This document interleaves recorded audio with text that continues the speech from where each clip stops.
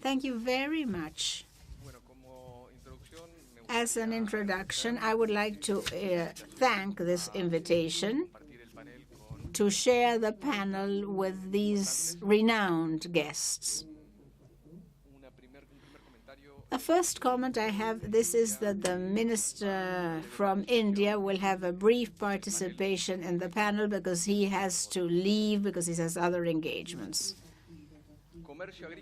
Agricultural trade, sustainable food systems. Addressing the information available to get ready for this conversation, this exchange, two data drew my opinion, something that we all know, but all the same, nevertheless, they were worthwhile noting. According to the UN, worldwide population will be 10 billion people in 2050, by 2050.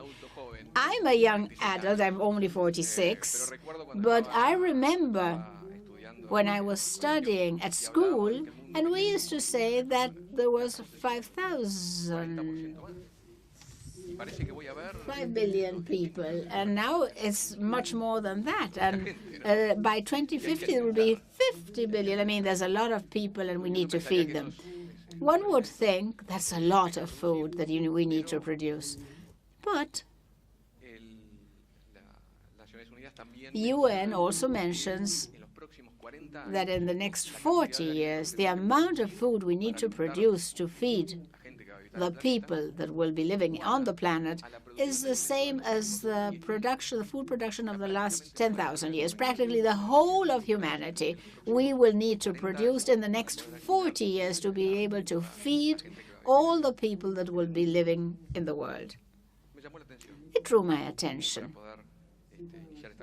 and I thought it was an excellent kicking-off remark. Food security is doesn't just concern food production. There's a core issue when you look at availability, access, and trade affects all the dimensions of food security. And that's why the multilateral trade needs to contribute to this objective by means of improvements regarding the agricultural trade agreement under the WTO.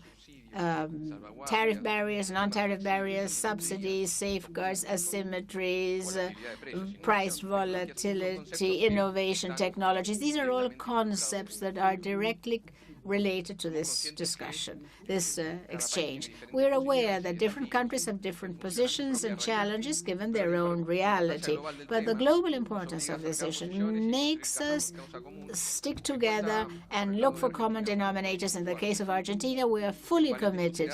The panel will address the opportunities to establish a fairer trade system, allowing for greater market access, improvement for the livelihood of farmers worldwide, and contributing to food security, not just from the point of view of public policies, but also considering the contribution that will be made by the people in the private sector to develop a key aspect of economy. Here with us at this panel, as our presenter said, we have Guillermo Bernardo. He's the Secretary of Agriculture, Cattle and Fishery of Argentina. He's an agronomist, a farmer too in the province of Entre Rios. In November 2017, very, very recently, he was appointed Secretary for Agriculture, Cattle and Fishery in the Ministry for Agribusiness, presided over by Minister Echeverri. Before that, from 2015 to 2017, he was head of cabinet ministers of the Ministry of Agribusiness, Ricardo Bujaile, and prior to that, he ran to be a representative, and he ran for the House of Representatives together with Lita Carrió in Coalición Cívica. He served at the Congress as a coordinator of agribusiness committees, and that was in Unión por Libertad, presided over by Patricia Bullrich. There was a conflict between the national administration and the agricultural associations, and that was when he took office. Mr. Shri Suresh Prabhu, I am so sorry if I'm not good at pronouncing your name. He's from India. He's the Minister for Commerce and Industry. He's an accountant, a CPA, and has a law degree too. Mr. Suresh advocates for talking about investment and trade, the institutionalization of policies that exist, in fact, and thus produced an export policy to go for a plan called Making India 2.0. And he was a minister for Ferrovias, Sherpa in the G20 Forum 2014-2015. He was 4 times a member of the House of Representatives, a minister for energy, the president of the working group for river interconnection in India, and minister for the environment and woods. He was the director at Saraswat Bank and the youngest to be appointed as such. He was also appointed as a member of the state-owned Financial Committee, Maharashtra.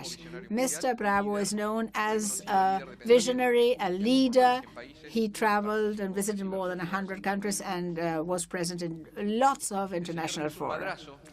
Mr. Jesus Madrazo is Mexican. He's the commercial chairman of Monsanto Company. He's a lawyer. He has an MBA by Cardiff Business School in the UK. He's responsible for the supply chain and business in Europe, Middle East, Africa, and Asia.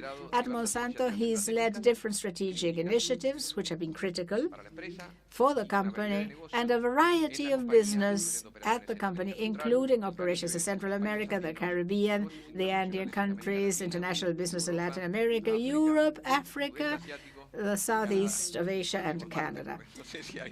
And next time, the only one missing is Mars, I believe. So before joining Monsanto, he was a lawyer and a scholar in Mexico and the U.S.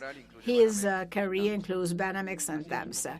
At the same time, he's also performing as a presenter and speaker at universities and conferences. During his career, he's been part of several coalitions in the partnerships in the industry and boards of NGOs in different countries.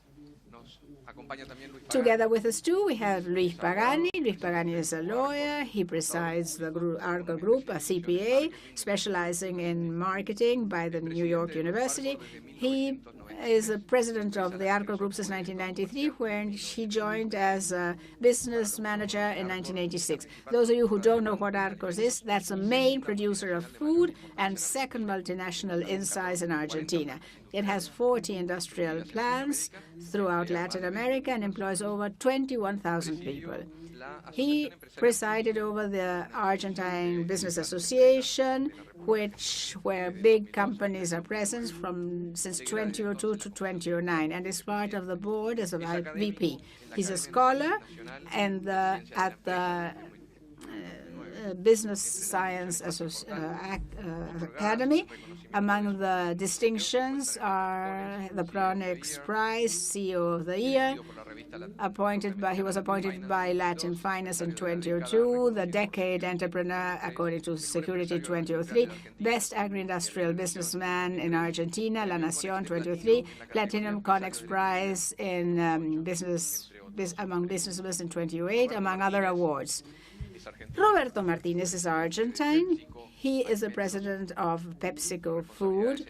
His responsibilities cover Central and South America. He has an MA in marketing by Sesión University.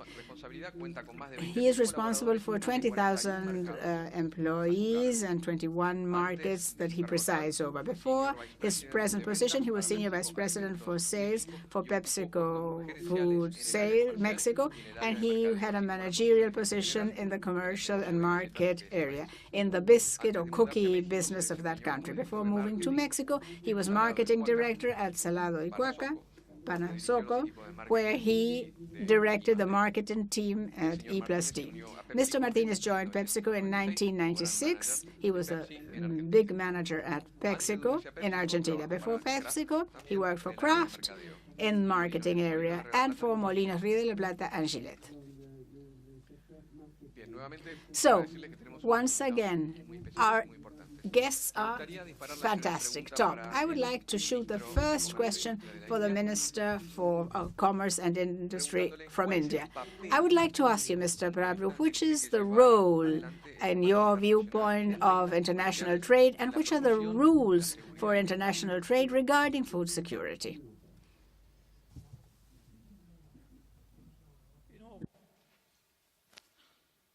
When you want to do anything globally or even nationally, what is most important to realize that what is the ground reality.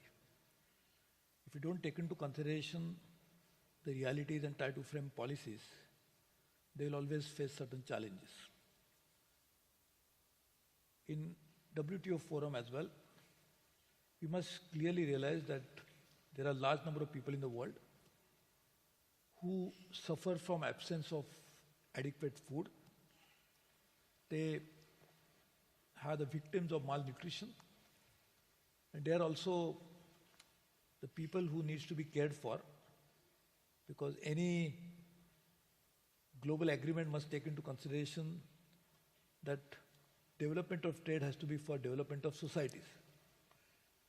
Otherwise, we'll create social discontent, we'll create disharmony, which will result into not having a conducive atmosphere for doing business and trade. And therefore, in that context, WTO framework must embrace that food security should be one of the driving force for development of trade. And this is what we realized way back, and therefore WTO mandate itself talks about public stockholding related to food security. We genuinely feel that global trade has to increase, because more the development of trade, more the economic opportunities take place, more the economic opportunities that help people to come out of poverty, and more money is available in the hands of people, that ultimately is the purchasing power. And more the purchasing power, more will be the economic activity. More the economic activity, more trade will grow. So therefore, the virtuous circle of putting money into the hands of people, which in turn will help economy to grow, and if the domestic economy grows, global economies will obviously grow, because they are related to one another thanks to the WTO linkages. And therefore, we must ensure that making food security as an issue wherein people will get enough food so that they will be gainfully employed. When they are gainfully employed, they will actually be able to do economic activities, and eventually the purchasing power will rise. And we have seen everywhere that strong bodies are necessary for effective productivity. And therefore, productivity also increases economic activity, because how can you economic activity grow without productivity? And productivity, in case of a society where the workers, the people who are engaged in economic activity, they are not strong enough, how would they do it? So therefore, we should try to keep this in mind, a key component of driving force for any multilateral agreement, as food security should be the foundation. This is one part of global understanding is WTO. But luckily, the global leadership is also very enlightened, and therefore we have seen that first we agreed that we'll remove the poverty by half by year 2000, Millennium Development Goals. Then we revised them and said that sustainable goals, global sustainable goals we came out with. And now we are saying that we must remove hunger, we must remove poverty. And in that context, I think this could be a very important driving force to bring food security as key elements of economic development and growth. So I feel we should take this as a challenge, opportunity, and work on it. Guillermo, and what could you add about the use, about this international trade addressed at a sustainable food future? Indeed, as a government, we're firmly committed to sustainable food in the future. That's what President Macri quoted when he was appointed head of the G20. When trade, as you say, shows the path for production, for distribution, any trade that is multilateral with clear rules, predictable rules, that goes for production of food that very often have very long value chains where farmers need to adopt long-term technologies, where the sustainable productive system prevails as the basis for sustainable food production. This needs to be predictable. Unfortunately, the trade of food has suffered a lot of interferences. We believe a clear rule-based approach, any sort of phytosanitary restriction certainly needs to be in line with science. These are the paths that will allow production to grow where productivity is greatest. As we said, I'm older than you are, so I remember when it was 3 billion, right? Because when I was born, it was under 1 billion.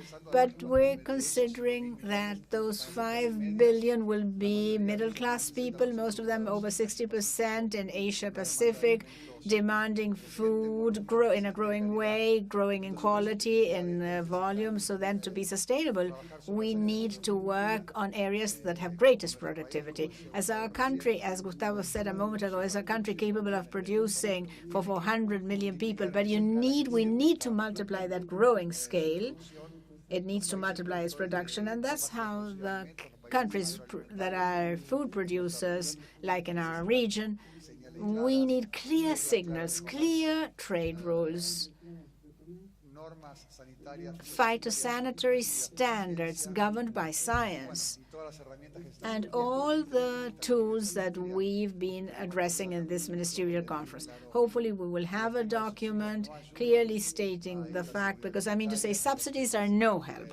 Subsidies or excessive regulation are certainly no help for food security. Contrary to what people tend to think sometimes in a simplistic kind of way, these are the locks that create disruption in the production of food. And the tools that may be necessary, like managing stocks, they have to be very, very clear limits. When are we talking about a real need, and when is it a barrier and hindrance to trade?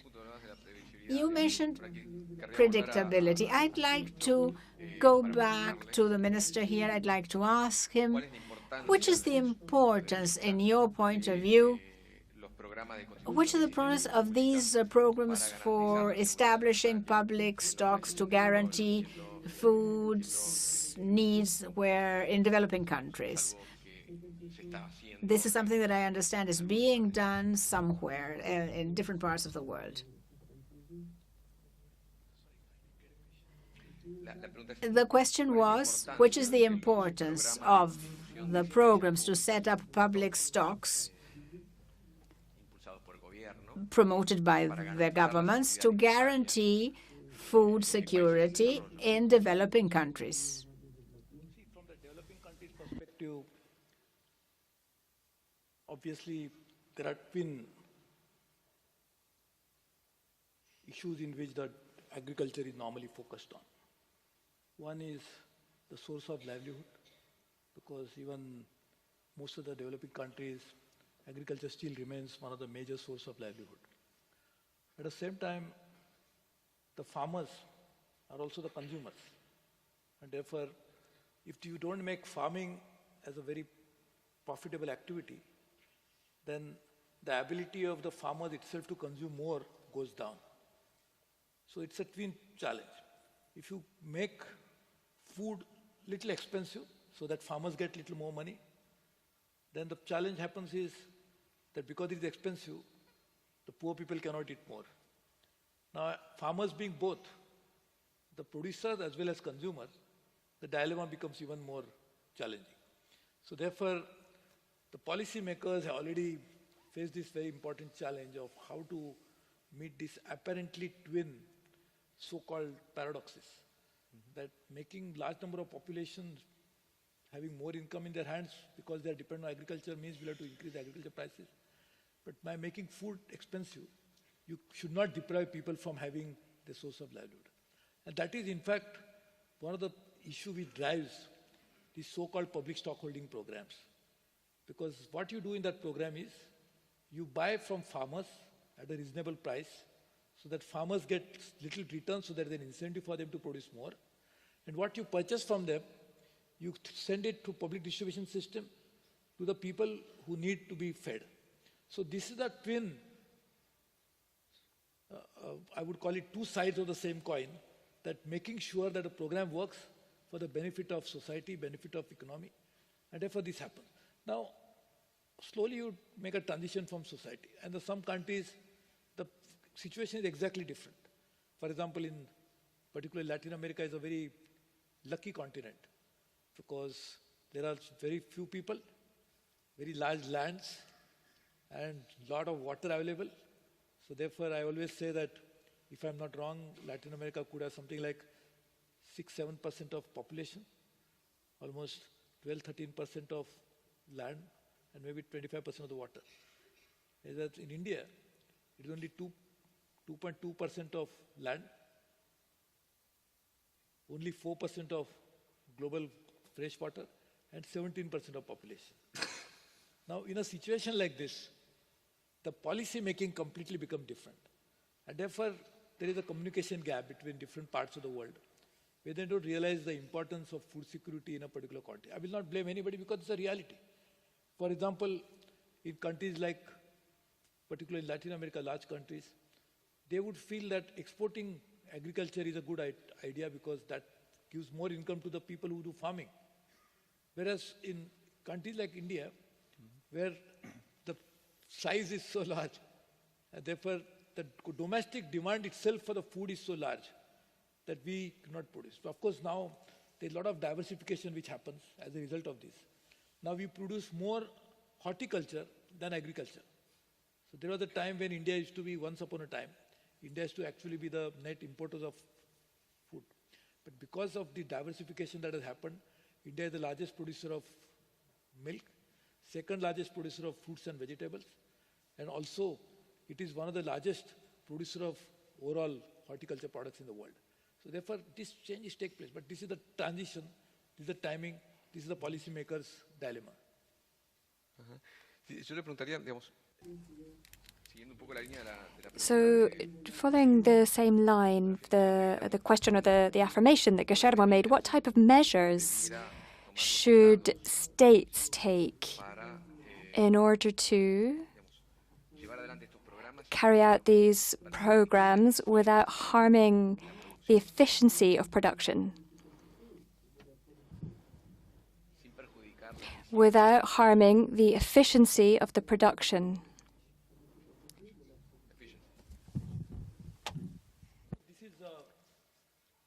We have a large coastline, so therefore that is one of the major source of production coming from there. Also provides a lot of protein inputs come from there. And therefore, this again is a very important source of food, because as correctly said, the food is a different basket. You cannot just call them the staple food in one place will differ from food in other place. So when we really talk about it, you have to bring in the different realities, and the food habits of people change. Sometimes they change because of geography, they change because of taste, and people also change their attitude only because they get more money, they have more ability to spend, so therefore they change. But this is another important element of food in India and also in many developing countries. And therefore, this again, same thing happens in case of both. Because those who provide this as a source of food, for them it's a source of livelihood as well. So therefore, this again is a dilemma. So it's really particularly, unless you have very large corporate farming or corporate fishing or corporate horticulture, the challenge always is for those who are large number of people who are engaged in these activities which are actually producing food, are also the people who needs to be protected because they do not get enough money in their hands because of small holding, because of the activities not being so large. And it is not possible practically in a country like India where population is constantly rising, so there is so much of pressure on the land as well as other resources, including marine resources, that you will not be able to consolidate it and try to scale it up to a corporate level. So this becomes a very important challenge.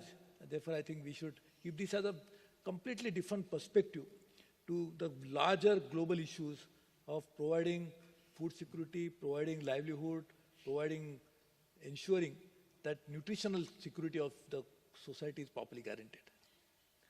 Muchas gracias. Quería mover un poco la discusión y So I want to move the discussion on a little bit and go on to ask Luis, what do we understand by food security and what is the role of sustainability within food security? How are we doing today? What's our status? Well, I think that sustainability is going to be the new role that companies will have in marketing in the future. I think that in the short or medium term, tariffs will be reduced, and what the companies are going to do is to see how sustainable they are, and that aspect will be a factor of competitiveness. It'll be an economic, social, or environmental factor, integrating the entire value chain. In this regard, in Arcor, since 2012, we have created an agro-sustainability program whose objective is to ensure quality, equity, and responsibility in social and environmental terms in our inputs, our raw materials, which make up more than 90% of what is consumed, and this includes sugar, cocoa derivatives, fats, oils, fruits, vegetables, and dairy products. And I'd like to refer to two programs that we're carrying out. One makes fruit and vegetables and horticultural projects in the area of Cuyo, in the province of Rio Negro. And this is an initiative that is a public-private partnership in which Arcor has committed to the elimination of child labor.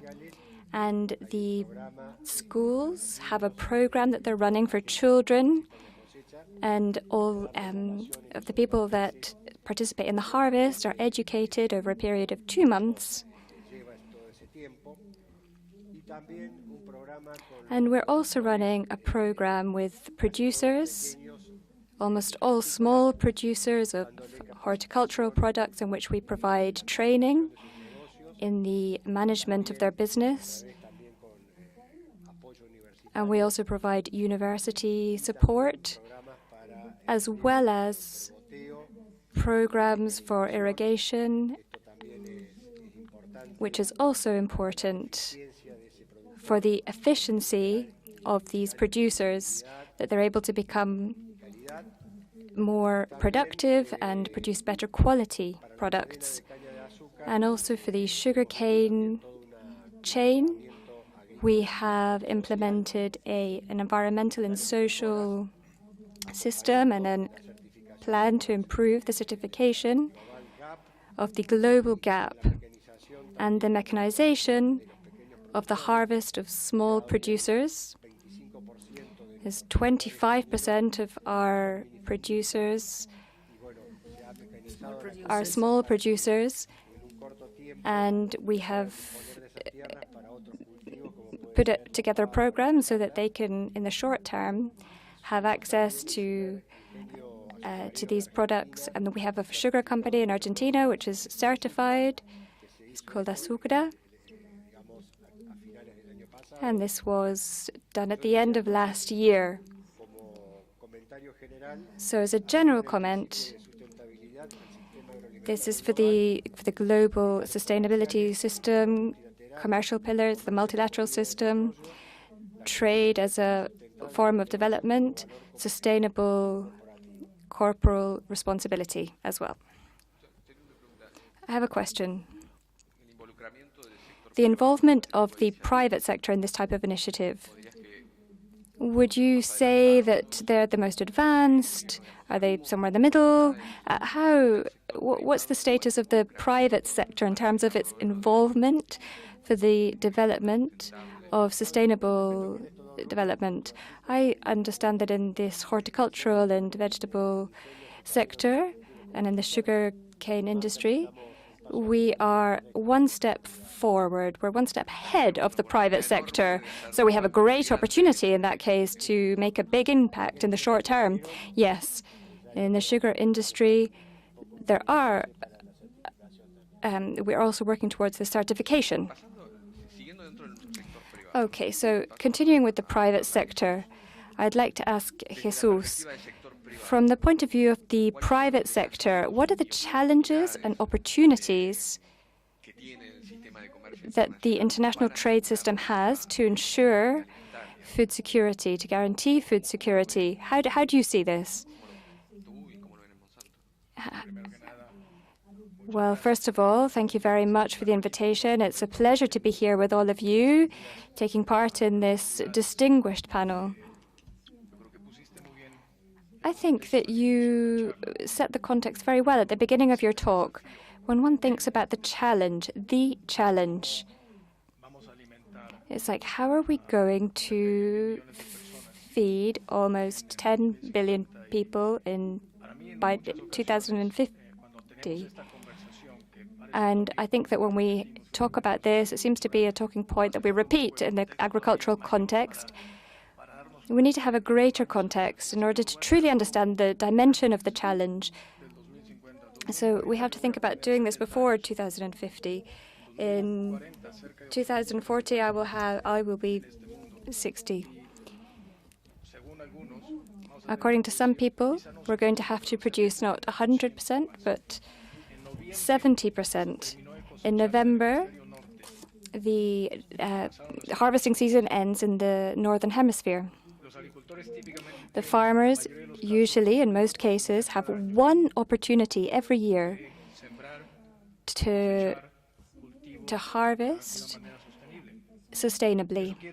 That means that from here to 2040, as of next year, farmers are already preparing for 2018 for the harvest season, and that means we have 22 opportunities, 22 harvests, in order to be able to produce 70% more food, and we have to do this using less water and less land, less energy.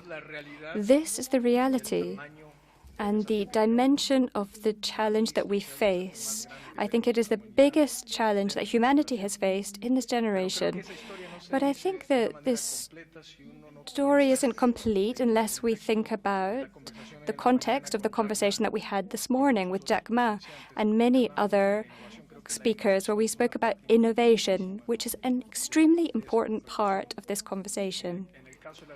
In agriculture, we're at a very special point in time in which innovation is practically taking off at an incredible speed.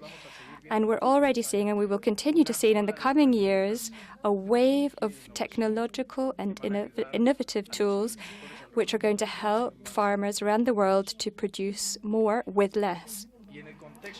And in the context of the conversation about trade, I think that it is very important that we discuss in these forums and that we continue to work together in order to be able to establish public policies that are not only predictable, but that are also intelligent and that stimulate access to these innovations, that stimulate the actors that are able to bring these innovations to the market, to keep investing in research and in development, and to keep investing in the most important person in this conversation, who is the agriculture producer or the farmer, to help agriculture to become perhaps the most important sector or industry to overcome climate change, to guarantee food security. In the coming years, we are going to see a redefinition of modern agriculture. Think about this. Imagine, and this is actually already a reality, the impact that science of data could have, which is currently being applied in agriculture when it is combined with artificial intelligence, so that each farmer, regardless of the size of their business, it doesn't matter how many hectares they manage, whether or in which country they're working, in Argentina, Brazil, or India, we could know exactly what they use, how to apply nutrients or not, how or when to apply an insecticide or a fertilizer in their fields. The impact that this has is brutal. You imagine a farmer in India walking with his smartphone, taking a picture of a plant, and this is actually already happening, and at the point in time where they take the picture, they receive a diagnosis of the possibility of the plant getting a disease, and also they will get a solution about how to effectively treat that plant, how to treat the disease that the plant has. And this also happens when pictures are taken in other situations. For example, when you see when it's carried out by drones. So now imagine the combination of biology, all of the genetic improvements that we've seen with technology, with the world of microbiology, making performance and behavior of the plants reach their maximum potential. In this way, a plant, as our friend Gustavo was saying in his vision of agriculture, stops being just a vehicle for providing food, but it becomes an environmental tool because they have that plant can absorb carbon dioxide from the environment. And it can dig roots that are much more efficient in the soil, and they can produce 50, 60, or 70%. They can use 50, 60, or 70% less water and still be more efficient in their production. So this is what we're talking about when we're talking about modern agriculture and innovation, and I think we all have to work together to promote this. And I agree with Guillermo that one of the important discussions we have to have is how can we depoliticize the discussion when we're talking about agriculture, and how can we bring that discussion to the area of scientific predictability. Today we have regulatory systems, we have public policies that on the one hand are based on scientific principles that often generate uncertainty, not only for those of us that invest, but also for the farmers that actually depend on those technologies in order to be successful. Think, for example, about a farmer in Argentina using a new technology. If that new technology is approved in Argentina and is accessible to the market, has not been approved for importation in countries like China or in the European Union, and that means that that farmer in Argentina can't use the technology, and this encourages progress, but it goes against food security. So I think this is part of the problem, and I'm optimistic about this. And I'd just like to end with one thought. To give you a little bit more context about the size of the transformation, this combination of technologies and working together in order to improve agriculture. Just in 2015, in the United States, investment of venture capital in new and complementary fields of agriculture and startups was over $5 billion, 10 times more than the resources that were available 5 years before that, and from 2015 onwards. So the investment that is coming to this sector to generate new technologies and to complement what we're doing today in traditional agriculture is really impressive. The combination that we're seeing between our industries that are going to generate an increase in innovation is also going to generate this virtuous circle. And the collaboration that is happening between industries, as never before, agriculture in the last few years has been an industry that is based on collaboration. And I think it's going to create this huge opportunity. And the question for all of us, for countries, industries, and companies, is how do we want to take part in that future? How do we want to be part of that future that does have big challenges, but also has huge opportunities to be able to leave a legacy for the coming generations? And for it to be the most secure food system, the most productive, and the most environmentally sustainable in the history of humanity. Now, so to follow the line of thinking of what you were saying, innovation and technology are key to feed a growing population. it's growing. There's an exponential growth in need for more innovation, capital, and technology. What should happen from the point of view of the regulations of governments in order to be able to continue with this drive, with this point in time, in order to be able to implement the regulation that you mentioned?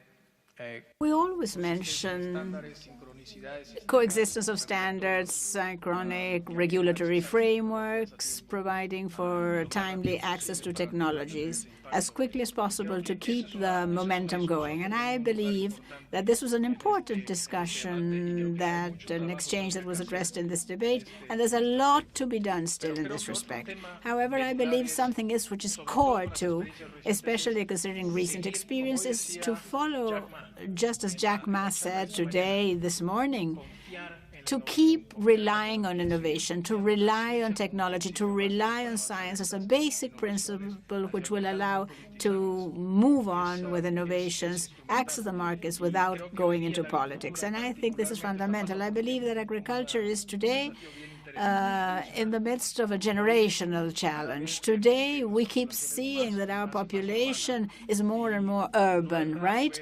And it's not strange to see in the big cities 1, 2, 3 generations of people that are not close to agriculture, that don't even know what's going on in modern agriculture, that have no notion of the innovations available, of the technology there is, because very often people imagine agriculture as somebody in an overall and a hat, a lovely cow, a little hen, instead of the proper technique, all the advanced agriculture we have today. And we all are responsible for getting proper information and allowing people to get to know about agriculture and all the benefits germane to agriculture. And I think this is very important in our society, where we all are responsible and are held accountable.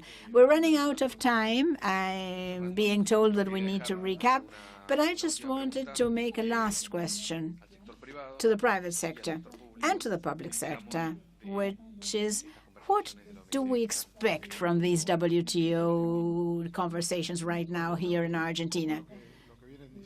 I think what we've heard here and what Gustavo mentioned at the beginning, the agro-industrial sector on its own will certainly not make it, will not be able to address those 10 billion people challenges, the amount of food that needs to be generated. As Jesus says, we need to use less energy, less water, perhaps less soil, and the consumers keep demanding, keep putting pressure.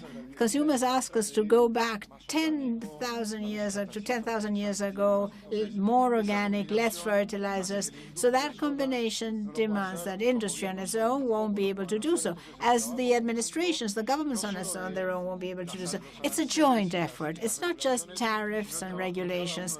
It's to work in each of the countries, to work together with farmers, both in the private sector and the public sector. In our case, in PepsiCo, we've just entered into partnership with the IDB to work here in Argentina and develop certain crops to allow them to produce, to improve, so that the farmers in Argentina may go technical, may be able to train. We're working with them, supporting them financially, allowing them to incorporate technology and allowing them to export not just a basic raw material, but rather something with value added. What we say, industry, in this case PepsiCo, which is an agro-industrial company, this is our philosophy, performance with purpose. The financial outcome of the company has to be in line with the world we live in. We have to give back to the world something better than we got from it. And in this sense, in the last 10 years, we've returned over 2,000 liters, 2 billion liters of water, working drop by drop with the farmers to be more efficient. And as the Indian minister said, Farmers are consumers, right? Through the PepsiCo Foundation, over 11 million people have drinking water today precisely because of that work we're doing with them. And this we do at the PepsiCo Foundation. We don't work on our own. We work with the governments of our countries, the different places where we operate, to be able to achieve this. So, as you say, we do expect in time, that is not from one day to the other, the basis for to be able to meet these challenges. And just Jack Ma said today, 18 years ago I began with my company, and I wanted regulations wanted to be imposed on it without even knowing in the internet. Less trust on technology, less trust on transformation, less believe in the future. And you know, like Gustavo says, data, satellites, an iPhone, an intelligent smartphone, lending a hand to consumers. It all needs to be available to consumers, and the quality of food for those consumers and produced by those consumers. Luis, do you agree? Absolutely. And Guillermo, I know I'm running out of time. To sum up, I believe Argentine agriculture has been able to show the world how it's fared during these last years by being innovative in technologies and adopting technologies, innovative at sustainable care for the environment, especially in connection with the soil. This is something we are putting forth in the next G20 meeting. It's been able to grow sustainable at producing food, and what is very important, as last 2 years, by using trade, by opening up to trade, which was restricted for Argentina in these last years. This has shown a record harvest very shortly, a record recovery of crops, sustainable crops such as wheat. So we do hope that this effort by Susana Malcorra chairing the conference, so that food is an issue that allows to grow from a trade perspective with the tools we already mentioned, such as opening up to the markets, reducing non-scientific restrictions, reducing subsidies, addressing public stocks in a rational way. All this will allow to open the potential that food-producing countries have when they use technology. We know it's not easy, it's complex. We know Buenos Aires, this is a complicated moment regarding international trade. We do hope that this will allow us to leap forward, and it will become a milestone in this race, which is the international food production and food trade worldwide. Thank you very much. Thank you to our panelists for having been a part of this meeting.